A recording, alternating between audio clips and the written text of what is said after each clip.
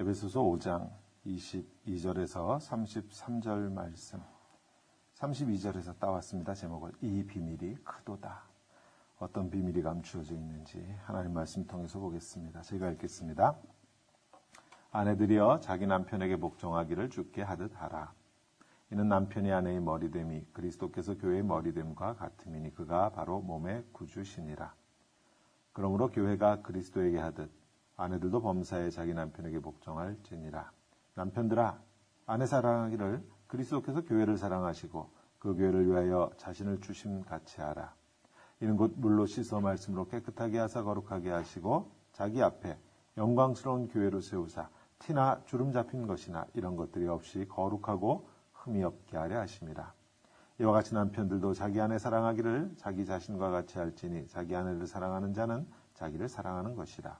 누구든지 언제나 자기 육체를 미워하지 않고 오직 양육하여 보호하기를 그리스도께서 교회에게 함과 같이 하나니 우리는 그 몸의 지체임이라. 그러므로 사람이 부모를 떠나 그의 아내와 합하여 그 둘이 한 육체가 될지니 이 비밀이 크도다. 나는 그리스도와 교회에 대하여 말하노라. 그러나 너희도 각각 자기 아내 사랑하기를 자신같이 하고 아내도 자기 남편을 존경하라. 아멘. 아멘. 오늘 말씀 비교적 유명한 말씀이죠. 아내들이여 남편에게 복종하라. 남편들이여 자기 아내를 사랑하라. 네, 오늘 말씀을 이해하기 위해서는요, 꼭 앞뒤 문맥을 잘 살펴보아야 합니다. 지난 목요일에 말씀드렸듯이 오늘 본문인 부부 사이의 관계에 대한 말씀 다음에는요, 6장 1절 자녀들아 주 안에서 너희 부모에게 순종하라. 6장 4절 아비들아 너희 자녀를 노엽게 하지 말라. 부모 자식 간의 관계예요. 6장 5절 종들아 두려워하고 떨며 성실한 마음으로 육체의 상전에게 순종하라. 6장 9절 상전들아 너희도 그들에게 이와 같이 하고 위협을 그치라. 직장에서의 관계라고 할 수 있습니다. 사도 바울은 단지 남편과 아내 사이만이 아니라 그 외에도 부모와 자녀 그리고 그 당시 일터에서의 주된 관계라고 할 수 있는 주인과 노예들 사이의 관계에 대해서도 언급하면서 이 모든 관계 속에 똑같이 적용되는 원칙이 있다 이렇게 말하는 것이에요. 그 원칙이 뭐예요? 바로 앞에 있는 5장 21절 지난주에 보았습니다. 그리스도를 경외함으로 피차 복종하라. 서로 복종하라 하였어요. 근데 이 말씀이 오늘 우리들 귀에는 별로 색다르게 들리지 않을 것입니다. 아내와 남편은 서로 사랑하라고 하는 말이 21세기 그래도 문명의 혜택을 받고 산다고 하는 우리들 귀에는 별로 충격적일 게 없잖아요. 직장 상사하고 부하 직원 사이에 서로 복종하라고 하는 말도 복종하라고 하는 표현이 조금 세련되지 못한 표현이기는 하지만 요즘 유행하는 거 있잖아요. servant leadership. 종의 지도력. 그래서 부하 직원 함부로 하면 안 된다고 그러잖아요. 섬기라고 그러잖아요. 그러니까 직장 상사들도 부하 직원을 섬기십시오.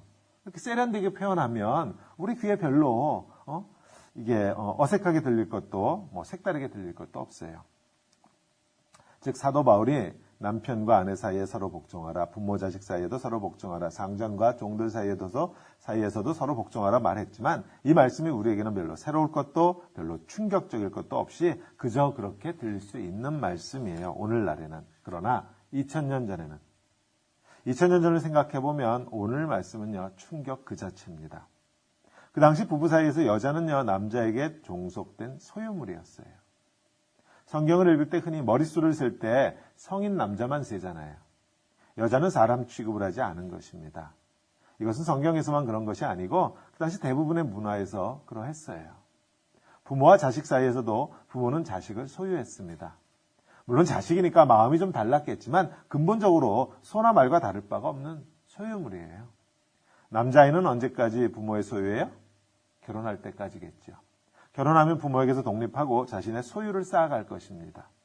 딸 자식은 결혼할 때까지는 아버지의 소유고 결혼하면 다시 남편의 소유가 돼요.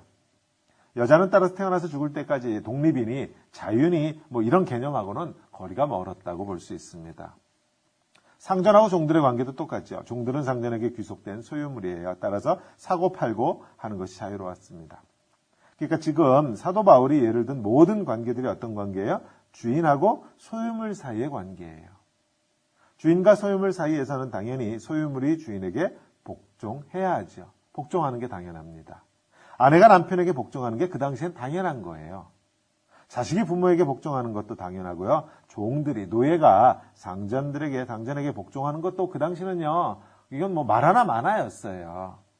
그 당시 결혼한 여자들에게 당신은 남편에게 복종하십시오 라고 말하면 그 말을 듣는 여자들이 지금 사도 바울을 빤히 쳐다볼 거예요. 왜 그러겠어요? 당연한 말을 하니까. 마치 고등학교 3학년 아이 보고 열심히 공부하라고 하는 말하고 다름이 없어요. 왜 입 아프게 당연한 말 하느냐고 아이도 짜증낼 겁니다. 하도 들어서. 그런데도 사도 바울은요, 소유물 취급을 받고 있는 아내들에게, 자녀들에게, 그리고 종들에게 이렇게 말해요. 너희는 주인인 남편과 부모와 그리고 상전에게 복종하라. 이렇게 권면합니다. 그 말을 들은 아내도 자녀도 종들도 눈을 동그랗게 뜨고 왜 그렇게 뻔한 말을 하냐고 하겠죠. 근데 사도 바울이 이렇게 말해요. 너희가 복종하기는 하되 그러나 너희가 지금까지 늘 하던 방식대로 그렇게 복종하는 게 아니다 그럽니다. 오늘 안 읽었지만 6장 6절로 가면 이런 표현이 있죠. 눈 가림만 하여 사람을 기쁘게 하지 말고. 종과 상전의 관계에서 종들에게 했던 말씀이에요. 눈 가림만 하여서 사람을 기쁘게 하지 말고. 그러니까 즉 억지로 하는 복종 말고, 보이는 데서만 하는 그런 복종 말고, 마지못해서 하는 그런 복종 말고. 오늘 읽었던 구절로 하면 5장 22절. 아내들이여 자기 남편에게 복종하기를 죽게 하듯 하라. 이렇게 하라는 것이죠. 죽게 하듯 하라. 6장 7절로 가면은 기쁜 마음으로 섬기기를 죽게 하듯 하고 사람들에게 하듯 하지 말라. 죽게 하듯 하라. 주님께 하듯이 그렇게 복종하라. 즉 복종하기는 하는데 어떻게 하라? 진짜로 하라는 것이에요. 우러나는 마음으로 하라는 것입니다. 자, 보세요. 로마는요, 이 편지가 쓰여졌던 당시 로마는요, 지금까지도 역사상 최고의 제국이에요. 로마 제국. 우리가 흔히 그 시대를요, 팍스 로마나 이렇게 부릅니다. 로마 제국의 평화라는 뜻이에요. 팍스 로마나. 그 이전에 있던 제국들하고 달리요, 로마는요, 뛰어난 정치제도, 법률, 강력한 군대, 그리고 로마를 중심으로 해서 만들어진 고속도로, 모든 길은 어디로 통한다? 로마로 통한다 그랬죠. 제반 시설들을 통해서요, 소위 동양식으로 이야기를 하면 1000년 이상 이루어졌던 태평성대를 누렸던 나라예요. 팍스 로마나. 근데 지금 사도 바울이 하는 말을 잘 새겨서 들으면 이런 거예요. 너희가 사는 로마가 겉으로는 지금 평화롭게 보이지만 실제로 그 실상은 억지로 복종하게 해서 만들어내는 그런 평화다라는 것입니다. 팍스 로마나. 로마 제국의 평화라고 하는 것의 실체가 뭐예요? 상대방을 힘으로 눌러서 억지로 복종하게 해서 만드는 평화. 그러니 가짜라는 것이에요. 부부 사이도 그렇고 부모 자식 사이도 그렇고 상전과 종들 사이도 그렇고 그 관계가 모든 관계가 힘으로 눌러서 복종하게 해서 이루어지는 가정이에요. 직장이에요. 나라예요. 그러니까 로마의 평화라고 하지만 실제로 평화가 없다고 꼬집어서 말하는 것입니다. 요즘 우리가 사는 세상도 마찬가지예요. 우리가 흔히 팍스 아메리카나 그럽니다. 미국의 평화예요. 미국에 의한 평화라고 우리가 그렇게 부르는데 이 미국에 의한 평화, 이것도 본질은요, 로마 제국과 하나도 다르지 않습니다. 힘으로 눌러서 만드는 평화예요. 월남이 마음에 안 든다고 폭탄 갖다 들이부었죠. 이라크가 마음에 안 든다고 또 가서 때려 부숩니다. 이란과 북한이 마음에 안 든다고 위협하지요. 이 땅에서 평화를 외치는 제국의 속성은요, 항상 똑같아요. 힘으로 눌러서 복종하게 하는 것이에요. 이것이 우리가 살고 있는 이 세상의 실체입니다. 근데 사도 바울이 지금 뭐라 그래요? 강제로 하게 하는 그런 복종은 불법한 것이니까 자, 복종하지 말고 싸우라고 지금 그러나요? 막스처럼 자본가 계급들 타파하고 프롤레타리아들은 다 일어나라 지금 그럽니까? 아니잖아요. 오히려 복종하라고 그래요. 그런데 단순히 복종하는 게 아니고 억지로나 마지못해서나 힘에 눌려서 어쩔 수 없이 하는 거 말고 마음을 다해서 마치 주님에게 복종하듯 너희는 그렇게 복종하라. 그렇게 가르칩니다. 5장 24절 교회가 그리스도에게 하듯 아내들도 범사에 자기 남편에게 그렇게 복종하라. 그렇게 명합니다. 자, 교회가 예수 그리스도에게 복종하듯 복종하라. 교회하고 그리스도의 관계는 어떤 관계예요? 절대 복종이죠. 교회는 주님에게 절대로 복종합니다. 아내들도 남편들에게 그렇게 마음을 다하고 뜻을 다하고 목숨을 다해서 복종하라. 절대적으로 복종하라 그럽니다. 여기까지 들으면 아내들이 보통 어때요? 열을 받아요. 아니 어떻게 이런 명령을 다 하실 수 있느냐 그러죠. 누구한테 열을 받는가 하면 하나님에게 열을 내더라고요. 오케이 하나님. 남편에게 복종하라고 하시는데 좋다고요. 좋아. 복종하죠 뭐.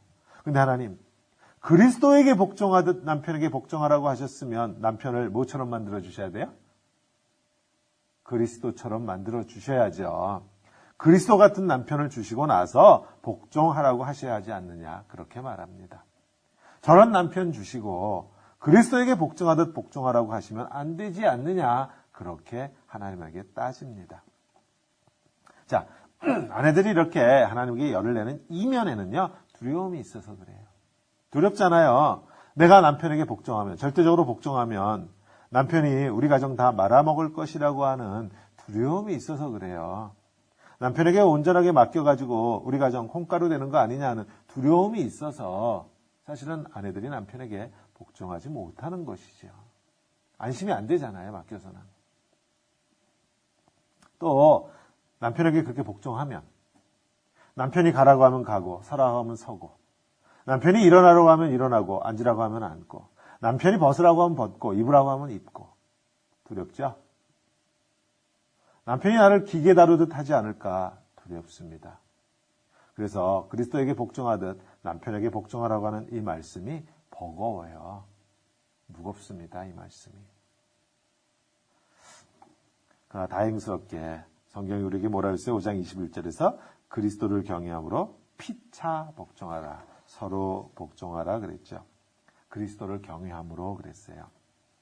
그리스도가 그랬던 것처럼 예수님이 하나님 아버지에게 그랬던 것처럼 예수님이 하나님에게 복종할 때 가장 중요했던 게 뭐예요? 내 원대로 하지 마옵시고 아버지의 원대로 하라고 그랬잖아요. 아버지의 원대로 해달라고. 하나님의 뜻이 이루어지는 게 목적이었다고 그랬죠.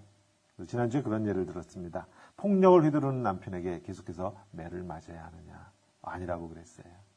그것은 하나님의 뜻이 아니에요. 그런 가정은 하나님이 원하시는 가정의 모습이 아니잖아요.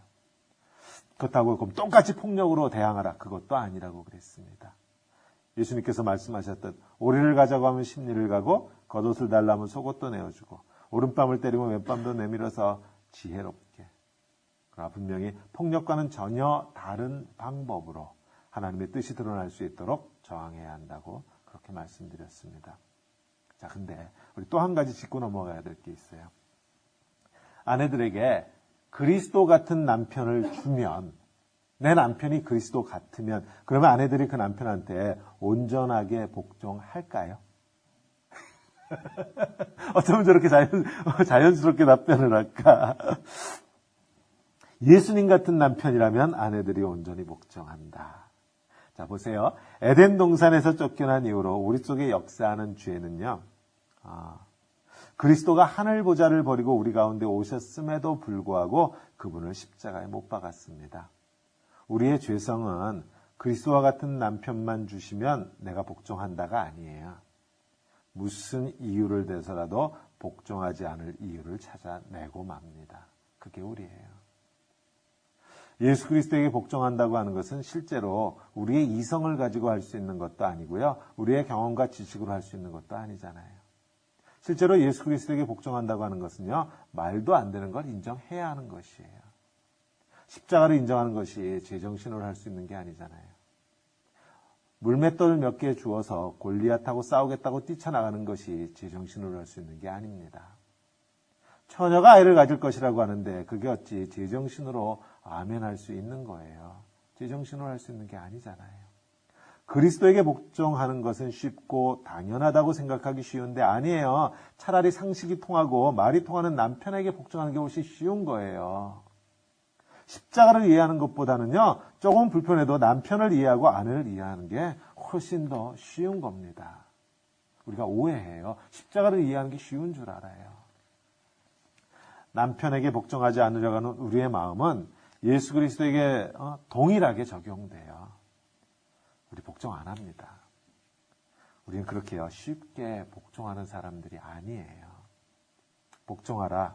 그 당시 소유물로 취급되던 아내들과 아이들과 종들에게 이 말씀은 전혀 새로울 것이 없는 것 같은 명령에 그냥 그저 그런 명령일 것 같은데 사도 바울은 이 명령을 통해서 지금까지 그들이 살고 있던 삶의 방식과 전혀 다른 삶의 방식을 요구합니다. 오늘 우리에게도 통일해요. 전혀 다른 삶의 방식을 요구합니다. 제정신으로 못하는 거예요, 사실은.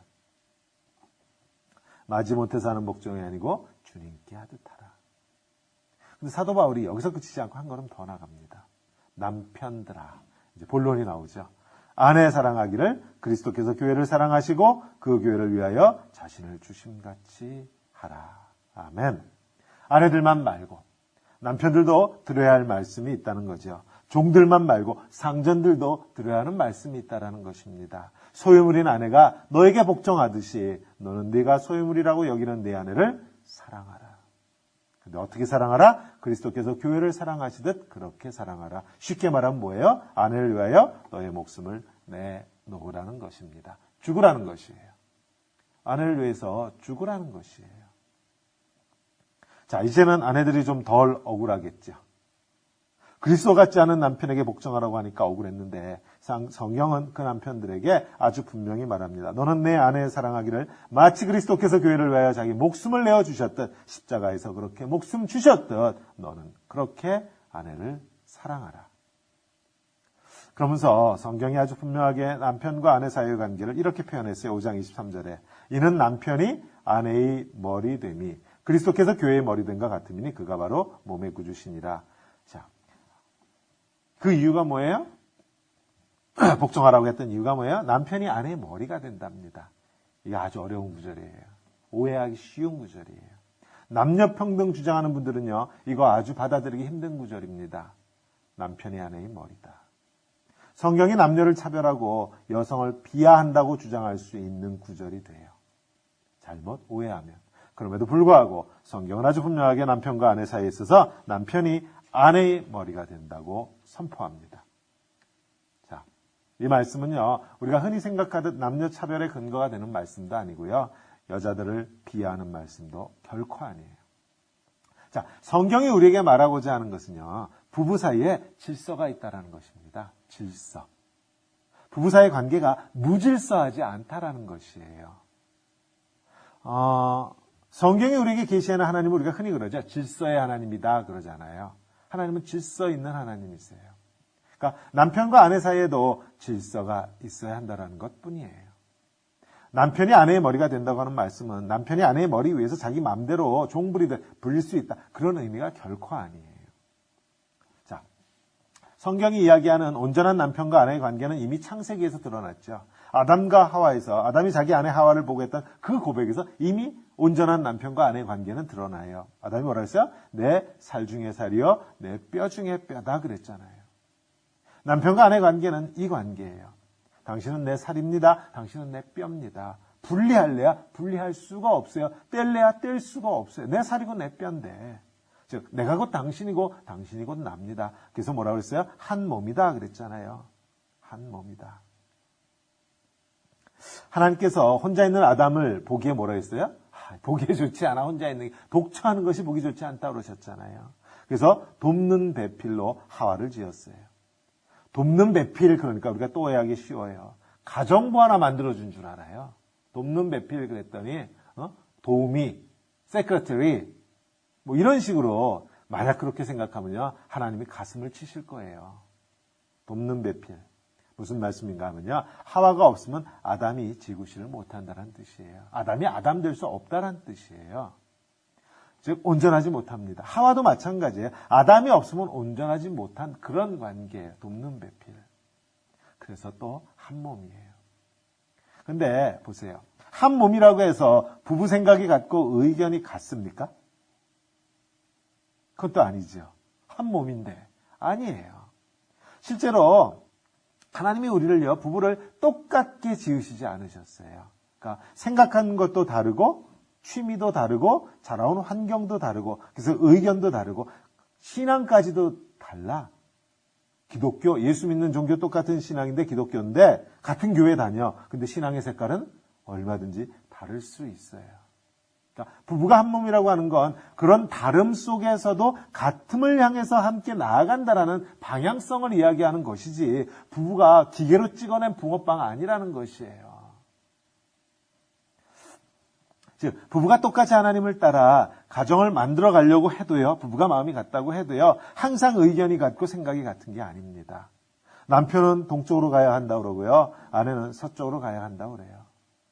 그럼 둘 중에 하나는 틀렸느냐? 둘 중에 하나는 하나님이 타고 그러면 다른 것이냐? 반드시 그런 것도 아니라는 것이에요. 틀린 것이 아니고 다른 것이에요. 우리가 흔히 경험하지만 이렇게 부부가 서로 의견이 같지 않으면요. 보통 다투거나 마음이 상합니다. 그래서 동쪽으로도 안 가고 서쪽으로도 안 가고 엉뚱한 방향으로 가기도 쉬워요. 에이 그래 북쪽으로 가자. 그렇게 싸우고 결론 내죠. 아니면 목소리가 센 쪽이 이기든지 아니면 아예 나가지도 않고 포기하고 그 자리에 그냥 주저앉아버리는 경우도 있죠. 에이 다 싫어 때려쳐. 물론 어느 경우에는 또 이런 경우도 있어요. 한쪽이 양보하기도 하죠. 그래서 예를 들어서 아내가 남편하고 싸우기 싫어서 야, 그래 남편이 가져가는 방향대로 가도록 내버려 둡니다. 그런데 그렇게 가다가 혹시라도 뭔가 어려운 일이 생기면 아내가 속으로 무슨 생각을 해요? 거 봐라. 내 말 안 듣더니 쌤통이다. 내 말 안 듣더니 고생 좀 해봐라. 그런 생각이 하려고 해서 그런 생각 하는 거예요? 아니죠. 나도 모르게 스물스물 그런 생각이 내 안에서 피어나잖아요. 솟아오릅니다. 비록 부부싸움을 하지 않았고 겉으로 보기에는 잘 화합하고 한쪽으로 나가는 것 같지만 속을 들여다보면 한 몸이 아니라는 것이에요. 이렇게 남편과 아내가 서로 다르니까 질서가 없을 수 있어요. 서로 자기가 옳다고 하면서 자기 생각이 하나님 뜻이라고 하면서 그럼 어떻게 돼요? 가정이 깨지죠. 겉으로야 아닌 척하지만 속마음은 성경이 말하는 하나됨이 아니잖아요.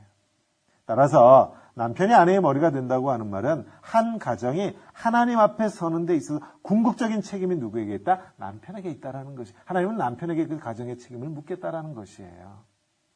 머리가 된다고 하니까 좋아할 것이 아니라 그만큼 하나님 앞에 책임이 있다라는 것입니다. 그럼 또 남편은 머리니까 아내인 나는 아무것도 아니냐? 나는 아무런 책임이 없느냐? 그건 또 아니에요.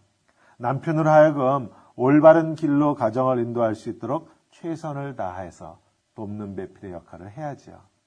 조언도 해야 됩니다. 자기의 경험도 이야기해 주어야 돼요. 격려도 해 주어야 돼요. 칭찬도 해 주어야 돼요. 꼭 필요할 때는 물론 싸우기도 해야 합니다. 그걸 두려워하면 안 되죠.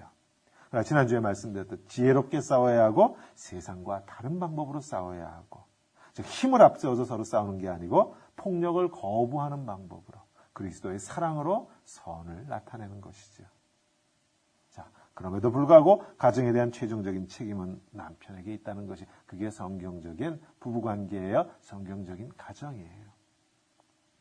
이것이 성경이 말하는 남편의 머리됨입니다. 부부 사이의 질서예요. 보세요. 아내에게 요구되는 것이 그리스도를 대하는 것과 같은 복종이라고 했는데 아까 앞에서 예를 들었던 혹시라도 남편이 내 뜻하고는 맞지 않는 최종 결정을 내렸다고 할 때 그리스도인 아내는 어떤 태도를 취해야 할까? 세상 아내들은 앞에서 예를 든 것처럼 어디 두고 봐라. 그렇게 해서 잘 될 리가 없지. 잘 되면 내 손에 장을 지신다. 이런 태도는 아닐 거예요. 그리스도인 아내들은. 최종적인 결정이 내려질 때까지는 서로 상의도 하고 협력도 하고 자문도 구하고 필요하면 같이 세미나도 가고 뭐 등등등. 그러다 보면 때론 마음에 맞지 않아서 격하게 싸울 수도 있고. 그러나 남편이 최종적인 결론을 내리고 나면 그 결정은 남편만의 결정이 아니라 남편과 아내가 함께 책임져야만 하는 결정이 됩니다. 그때부터는. 비록 남편의 결정에 대해서 불만도 있고 마음 상함도 있고 하겠지만 일단 결정되면 아내인 나는 복종하는 것이에요. 여기서 보세요. 남편에게 하는 복종이 아니죠. 사실은 남편을 가정의 머리로 세우신 하나님에 대한 복종이에요. 그런 의미에서 아내의 머리가 남편이에요. 남편의 머리가 예수 그리스도가 됩니다. 남편은 아내의 머리라고 하니까 내가 왕이다라고 하는 생각에 자기 마음대로 아내의 의견을 무시해 가면서 그렇게 마음대로 결정하라는 것이 아닙니다. 교회의 머리신 예수님은요, 자기의 교회를 사랑하시되 십자가에서 자기 몸을 내어주시기까지, 마지막 한 방울 피 흘리시기까지 사랑하셨어요. 머리가 된다는 것은 그런 것이에요. 성경에서 머리가 된다, 성경에서 다스린다고 할 때는 항상 내 몸을 주어서 섬기는 것이에요. 가장 이상적인 부부라고 한다면, 따라서 남편은 아내를 위하여 자기의 목숨을 내어준 와 같이 사랑하고, 아내는 그렇게 자기를 사랑하는 남편을 위하여 헌신적으로 복종할 수 있다면 아주 바람직한, 성경이 말하는 그런 부부가 되겠지요. 그래서 우리가 이렇게 말해요. 내 아내가 먼저 복종하는 모습을 보이면, 즉 내 아내가 사랑스러운 모습을 보이면, 내 아내가 이렇게 변하고 내 아내가 저렇게 변하고, 그러면 나도 사랑하겠다, 그렇게 말하죠. 또 아내도 똑같이 말합니다. 남편이 먼저 나를 그렇게 사랑해주면 나도 기꺼이, 내가 왜 복종을 안 하겠느냐. 아내들은 또 그렇게 말하죠.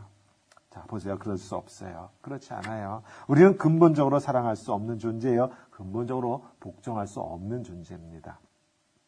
예수님 같은 남편감이 아니어서 복종하지 못하는 것이 아니고, 아까 말씀드렸듯이 내 속에 죄성이 있어서 복종하지 못하는 것이에요.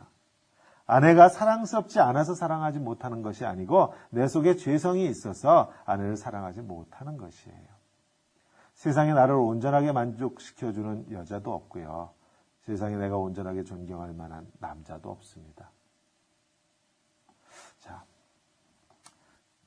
우리는 오늘 본문에서 부부관계에다가 시선을 다 뺏기기 쉬운데요. 처음에 말씀드렸듯이 오늘 본문은요, 앞뒤 본문을 다 연결해야만 이해가 돼요.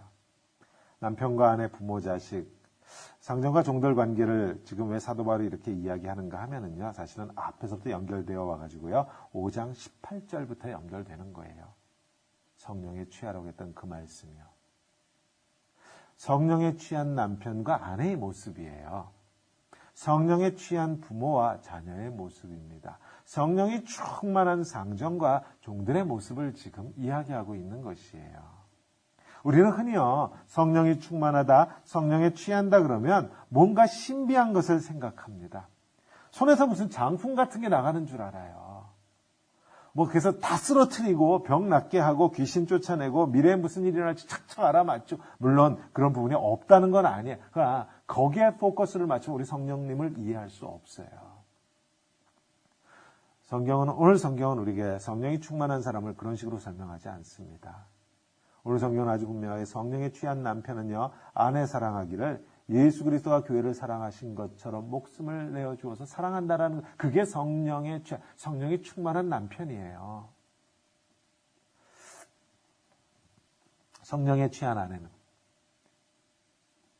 그리스도답지 않은 남편이지만, 부족한 것 투성이지만 그 남편에게 복종하기를 교회가 예수 그리스도에게 복종하듯 그렇게 복종한다라는 것이에요. 성령의 사람은 아내가 사랑스러운 짓을 하기 때문에 사랑하는 것이 아닙니다. 아내이니까. 하나님이 짝지어 주신 아내이니까. 이 부부의 관계가 하나님으로부터 왔으니 선하다는 것을 믿기에, 하나님께서 이 가정을 통해서 분명히 하나님의 선을 이루신다는 것을 확신하기에, 저 딸을 위하여 주께서 자기의 목숨을 버리셨다는 것을 알기에, 그 믿음을 따라 아내를 사랑하라고 하는 말씀에 순종합니다. 사랑스러워서가 아니에요. 세상은 사랑스럽지 않은 아내를 어떻게든지 어떻게 하라고 그래요? 고치라고 우리에게 속삭입니다. 네가 고칠 수 있다고 말해요. 무력을 써서라도, 힘을 동원해서라도 네가 원하는 모습으로 상대방을 변화시키라. 그래야 너는 능력 있는 남편이다. 세상은 우리의 귀에다 그렇게 속삭입니다. 세상은 남편이 남편다워야 복종한다. 그렇게 우리에게 속삭여요. 남편답지 않은 남편에겐 복종하지 않을 수 있다라고 세상은 속삭입니다. 아니에요. 남편이 남편다워서 복종하는 것이 아니고, 비록 내 눈에는 하나에서 10가지 부족해 보이는 남편일지라도 하나님께서 저를 사랑하셨고 그래서 자기 아들의 목숨을 내어주셨, 그런 하나님의 아들이에요. 내 남편은. 그 아들 향해서 하나님은 세상 누구도 상상할 수 없는 놀라운 일들을 계획하고 있으신 것을 내가 믿기 때문에 그 믿음으로 하나님의 말씀에 순종하고 남편에게 복종하는 것이에요. 자, 보세요. 그런데 사랑스럽지 않은 아내를 사랑하려니까, 남편답지 않은 남편에게 복종하려니까 걱정스럽죠. 왜 걱정스러워요? 보세요.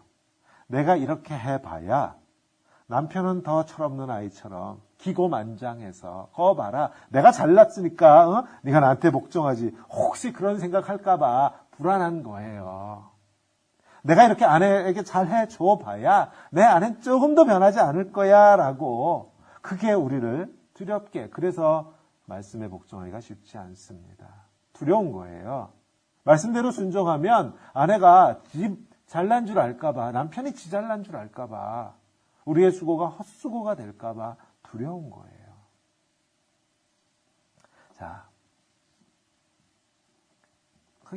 내가 그렇게 열심히 하나님 말씀에 복종해서 사랑하고 남편에게 복종했는데 아내는 내가 원하는 모습으로 변하지 않고 남편도 내가 원하는 모습으로 변하지 않으면 얼마나 황당하겠어요. 수고는 수고대로 했는데 억울하겠죠. 그래서 우리가 그럽니다. 당신 먼저 변하라고. 그럼 내가 얼마든지 채워주겠다고. 자, 보세요. 그런데 성경이 우리에게 약속한 게 있고요. 성경이 우리에게 약속하지 않은 것이 있어요. 이걸 분간해야 돼요. 성경은요. 내가 하나님 말씀에 순종해서 복종할 수 없는 남편에게 복종했을 때 하나님은 내 남편을 내가 원하는 모습으로 변화시킨다. 이렇게는 약속하지 않았어요. 무엇을 약속했어요? 하나님이 원하시는 모습으로 변화시키겠다고는 약속하셨어요. 내가 하나님 말씀에 순종했을 때 하나님은 내 배우자를요. 내가 원하는 모습으로 바꿔주시겠다고 약속하신 게 아니고 하나님이 원하시는 모습으로 바꿔주시겠다고 약속하시는 거예요. 우리가 헷갈리면 안 돼요.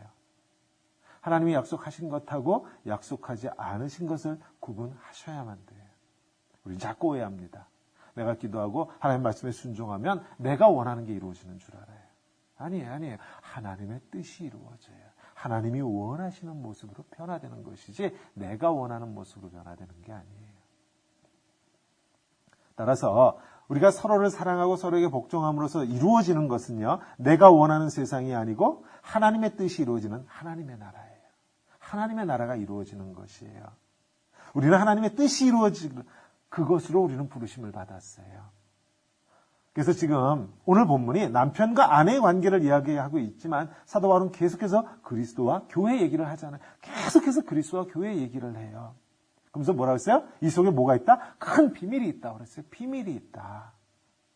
비밀이 뭐예요? 하나님 나라가 이루어지는 것이 비밀이에요. 우리의 가정 속에 하나님의 나라가 이루어지는 게 비밀이야. 내가 기도했기 때문에 내가 원하는 어떠한 가정의 모습이 이루어지는 게 그게 아니라는 것이야. 비밀은 뭐예요? 하나님의 뜻이 이루어져 하나님의 나라가 이루어진다. 이게 비밀이에요. 부부를 보면 따라서 하나님 나라의 신비함이 보여야 돼요. 부모 자식 간의 관계를 보면 하나님 나라의 아름다움이 보여야 돼요. 상전과 종들의 관계, 직장 상사와 부하 직원 간의 그 관계 속에서도 뭐가 나타나요? 하나님 나라의 그 하나됨이 보여야 된다라는 것이에요. 이게 비밀이라는 것이에요. 내가 성령의 사람이 되면은요, 내 아내가 내가 원하는 모습으로 변화되는 것이 아니고 하나님께서 원하시는 모습으로 변화되고, 내가 성령의 사람이 되면 직장 동료들이 내가 원하는 모습으로 변화되는 것이 아니고 내가 일하는 그 직장 자체가 하나님 나라가 이루어지게 돼요. 내가 성령의 사람이 되면 교회가 하나님께서 원하시고 기뻐하시는 모습으로 변화되는 것이에요. 비밀은 내가 원하는 대로 세상이 돌아가는 것이 아니고 하나님의 뜻이 이루어지는 것이에요. 근데 이것보다 더 큰 비밀이 있어요. 더 큰 비밀은요, 바로 성령의 사람이라고 하는 나 자신이에요. 내가 성령의 사람이 되어갈 때 더 큰 하나님의 비밀이 드러나게 돼 있어요. 뭐예요?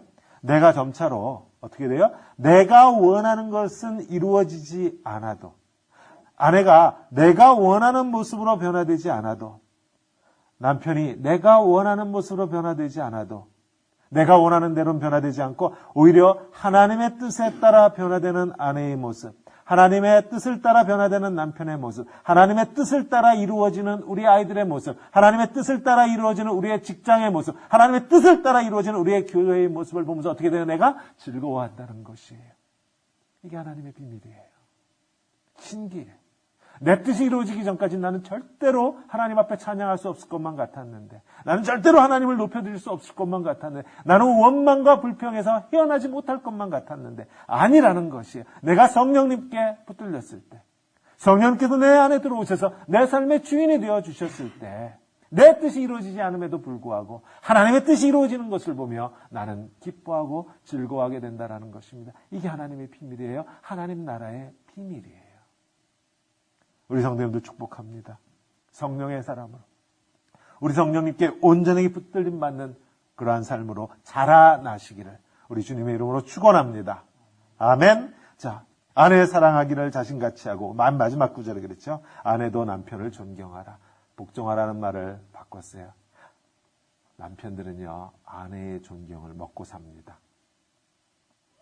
자, 이 말씀의 비밀을 찾으시고 하나님께서 약속하시는 이 아름다운 나라를 마음껏 누리시는 가정이요, 직장이요, 또한 우리의 교회가 되기를 우리 주님의 이름으로 축원합니다. 아멘. 기도하겠습니다. 하나님 감사합니다. 성령의 사람으로 매일매일 새로워지기 원합니다. 주님. 끊임없이 우리 기도합니다. 내 뜻이 이루어지기를. 하나님, 기도는 하되 주님께서 그러하셨듯 내 원대로 하지 마시옵고 아버지의 원대로 하옵소서. 하나님, 이 기도가 우리의 입술에서만 아니요 우리의 심령 깊은 곳에서 이루어지는 기도가 되어 우리 모두로 매일매일 성령의 사람으로 자라나게 하시고 내 뜻은 이루어지지 않을지라도 내가 원하는 모습으로 세상은 돌아가지 않을지라도 이 안에서 이루어지는 하나님 나라의 그 아름다움을 보게 하시고 즐거워하게 하시고 하나님 우리가 함께 손을 잡고 누릴 수 있는 우리 모두의 가정이요 직장이요 교회가 되도록 하나님 축복해 주시옵소서. 예수님 이름으로 기도하였습니다. 아멘.